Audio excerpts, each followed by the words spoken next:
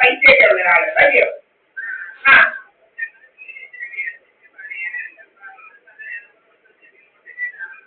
ആ ആ അത് ശരി. ആ ആ നിങ്ങളോട് ഇല്ലാത്തത് ദേവദാസൊക്കെ അവരൊക്കെ നല്ല ഇതാണോ? ആ എന്നോട് വസ്തു വാങ്ങിച്ചതൊക്കെ അതൊക്കെ ഇവരെ ഒത്തിരി പറ്റിച്ചു കേട്ടോ മോളെയൊക്കെ. എന്തോ എന്തോ ഈ വസ്തു എനിക്ക് വെറും 90,000 ഒക്കെ നമ്മൾ അതിന് 2-3 ലക്ഷം രൂപയൊക്കെ നമ്മൾ അത് റോഡ് സൈഡിലുണ്ടായിരുന്നു. അത് 17 സെന്റ് ഉണ്ടായിരുന്നു. എനിക്ക് 14 സെന്റിന്റെ കാർഷിക വന്നത് പോലെ അവള് കുണം വയ്ക്കത്തില്ല. അവള് ഉണ്ടോ അവിടെ ഒരു മരുമോള്? അവിടെ എങ്ങനെ ഉണ്ടടാ? അയ്യോ അവിടെ അമ്മായിന്ന് അതിനേക്കാൾ കേരളാസിന്റെ പെൺപിള്ളേ എന്ന് പറയുന്നവള് അല്ലയോ? ആണോ? 2 കണക്കാണ് 2. എനിക്ക് മനസ്സിലായി വല്ലികളെ. ഇതൊക്കെ ഇതൊക്കെ ആ കണ്ടല്ലോ ആ പെണ്ണിന്റെ തന്ത. ഈ വരുന്ന എന്നോട് 50,000 രൂപയ്ക്ക് ചോദിക്കാൻ എന്റെ വീട്ടിൽ ചെറിയ നിലവായിരുന്നു. ബാക്കി അയാൾക്ക് തിരിച്ചു വേണം 50,000 രൂപ. അപ്പൊ തെറ്റിപ്പറ്റിയാണ് നിങ്ങളൊരു നിങ്ങൾക്കൊക്കെ വഴി വരുമോ? നിങ്ങളൊരു വഴിയാ വരുമോ? നിങ്ങൾക്ക് വഴി എന്ത് വഴിയാ എന്ന് വെച്ചാൽ ഇല്ല കാറിലേക്ക് ആയിരുന്നല്ലോ. ആ ആ ഈ ആ മറ്റേ അന്ന് അകത്തുള്ളവരൊക്കെ എന്ത് ചെയ്യും? ഞാൻ തന്നെ വഴി കൊടുത്തായിരുന്നല്ലോ ഞങ്ങളുടെ പഞ്ചായത്ത് കുളത്തിന്റെ ഇല്ലേ എന്തുവാ കുറെ വസ്തുള്ള എന്തോ കുറെ ആ ആ അവരൊക്കെ വസ്തു വിൽക്കാറുണ്ടോ? ആ ആ എന്നെ പറ്റിച്ചെടുത്തല്ലേ കൂടെ ആ വസ്തു മുഴുവനെ? എന്നെ പറ്റിച്ചെടുത്തതാ. ഗുണം കഴിക്കത്തില്ല നമ്മളെങ്ങനെയാണ് ഇപ്പം?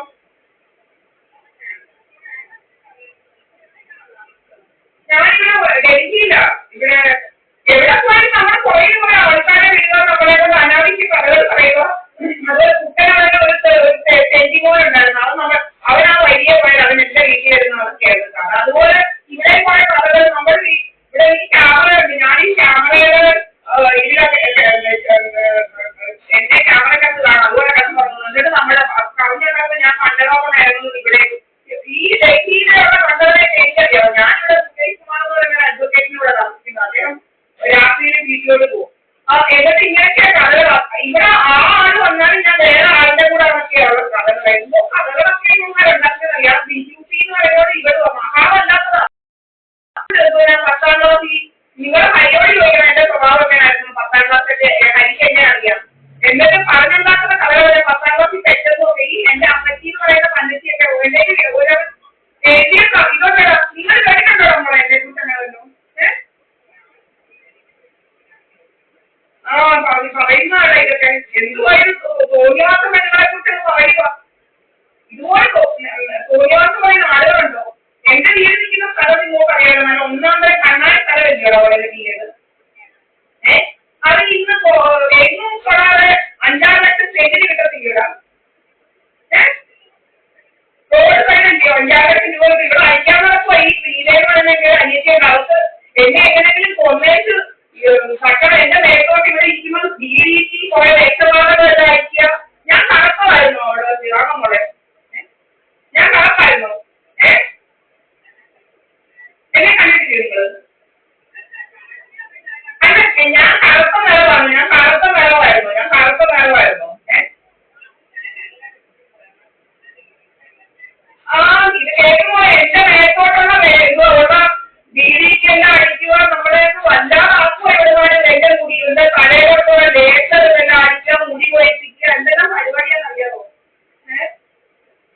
അങ്ങനെ നമ്മളോട് ഉപദ്രവമാണ് നമ്മളോട് സത്യം പറഞ്ഞാല്. നിങ്ങൾ ഒലവട്ടിയിരുന്ന് എന്തുവാ കെട്ടിവളങ്ങരയിലോട്ട് പോയതൊന്നും എനിക്കറിയത്തില്ല. ഹരി മകന് ഹരി ഞാൻ ഈ രണ്ടു ദിവസമേ വിളിച്ചുള്ളൂ. അങ്ങനെ പറഞ്ഞ് ഹരി അങ്ങോട്ട് പോകാൻ പറയാം. അല്ലാതെ നമുക്ക് ഹരിയോട് അങ്ങനെ അടുപ്പമൊന്നുമില്ല. പക്ഷെ അതിന്റെ എന്തുവാ ഞാനൊന്ന് അവിടെ താമസിക്കാൻ നിങ്ങളെ ഹരിയാണെങ്കിൽ നിങ്ങളെ ചേട്ടത്തിക്ക് വേണ്ടി എന്റെ വീട് കാണാൻ വന്നായിരുന്നു. അതുണ്ടോ? അങ്ങനെ ഈ നമ്പർ എനിക്ക് കിട്ടിയത് കേട്ടോ. അപ്പൊ ഞാൻ വിചാരിച്ചു നാട്ടുകാർക്കൊന്നും അറിയണമല്ലോ ഇല്ലയോടാ എന്നോട് ചെയ്യുന്നത്. അറിയട്ടെ നിങ്ങളൊക്കെ അറിയണമല്ലോ. നിങ്ങൾക്കറിയാമോ എന്നെ പറ്റിച്ചെടുത്ത ദേവദാസ് എന്ന് പറയുന്ന കഥന്?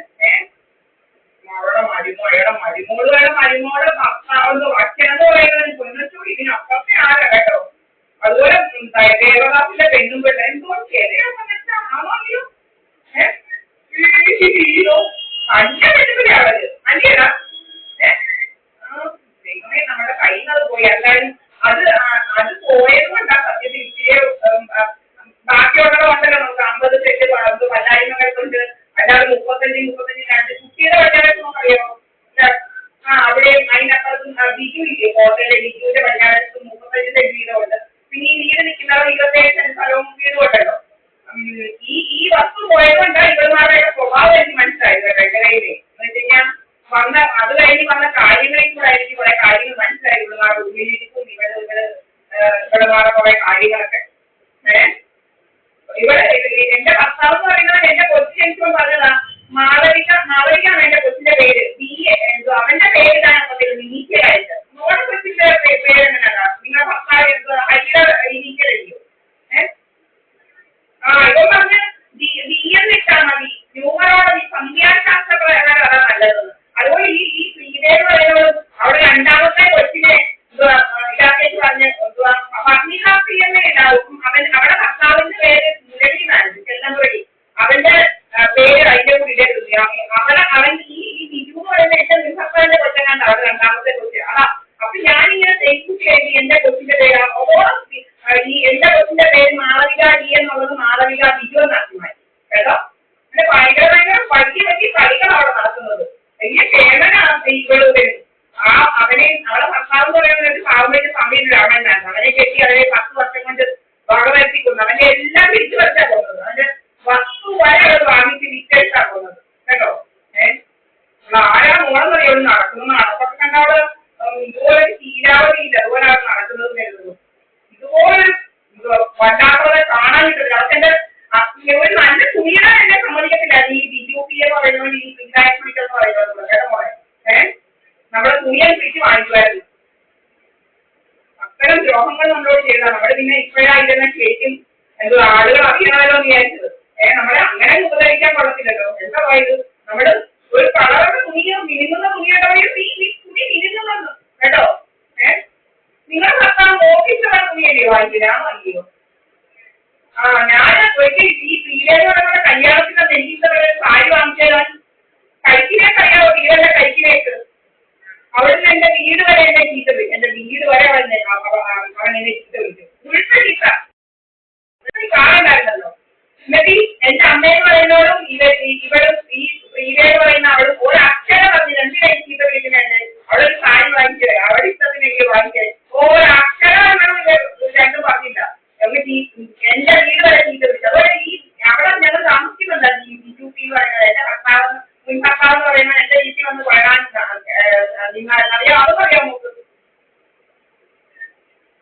10 വർഷത്തോളം നിന്ന് 2000 എന്റെ കുഞ്ഞ് ജനിച്ച 2004 മുതൽ കൊച്ചിന് 10 വയസ്സോളം അവിടെ നിന്ന്. ആ സമയത്തൊക്കെ ഇവർ എന്റെ ദിവസവും അയക്കുന്നു. എന്റെ അമ്മയ്ക്ക് അവരുടെ മുന്നിലിട്ട് അയക്കുന്നത്. പക്ഷെ ഒരക്ഷരം പറഞ്ഞിട്ടില്ല. എന്തിനാ എന്റെ മോളെ കരുതുന്നതെന്നൊന്നും. ഇവിടെ വന്ന് നോക്കിയിരുന്ന് കുഴിക്കുമായിരുന്നു എന്റെ അമ്മച്ചി എന്ന് പറയുന്നത് കേട്ടോ. ആരാന്നറിയാം. എന്റെ സ്വത്തെല്ലാം പിടിച്ചു പറ്റി എല്ലാം നോക്കി കൊടുക്കണം. അങ്ങനെ കുറെ അമ്മമാരെ അറിയിച്ചില്ലയോ? ആ കുട്ടയ്ക്കും എല്ലാം അങ്ങനെയാണ്. ഇപ്പൊ മോനെ എങ്ങാണ്ട് കൊണ്ടുവന്ന് വിക്രിക്ക് വേണം കേൾക്കുന്നത്. ഞാനോ ഇപ്പൊ ആളുകൾ പറയുന്നേക്ക് അവിടെ ഇങ്ങോട്ടൊക്കെ പോയി വിട്ട് അവിടെ ഇതുപോലെ ഏതാണ്ടെല്ലാം മയങ്ങുന്ന സാധനം കൊടുത്ത് ആക്സിഡന്റ് ആണെന്ന് പറഞ്ഞുകൊണ്ട് പൊക്കിയിട്ട് കൊണ്ട് ആശുപത്രി കൊണ്ട് മയക്കിയിട്ടായിട്ട് അവന് ജനിച്ച് കുറെ ഇൻഷുറൻസ് ഒക്കെ ഉണ്ടായിരുന്നു. അതെല്ലാം അടിച്ചു മാറ്റി എടുത്തോണ്ട് ഇപ്പൊ നടക്കുകയില്ല കുട്ടെന്ന് പറയുന്നത്. അവൻ ജോലിക്കും പോവോ?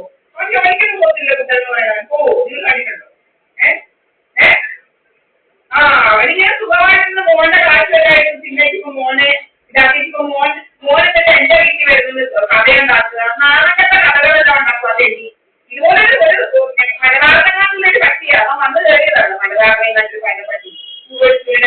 ഇതുപോലെ ഒരു പീഡനയാണ് നാട്ടിലുള്ളത്. വൃത്തിയില്ലാതെ നടക്കുന്നത്. നിങ്ങൾ കണ്ടിട്ടുണ്ടോ? കുറെ മൂല്യം വീട്ടിൽ വളർത്തി വൃത്തിയായിട്ട് ഒരു പറ്റി കടി കാണാൻ കുഴപ്പമില്ല. കേട്ടോ വൈകുന്നു വരുന്ന ചീത്ത കേൾക്കണം. അവരുടെ പെണ്ണുങ്ങളോടൊക്കെ പറയുന്നത്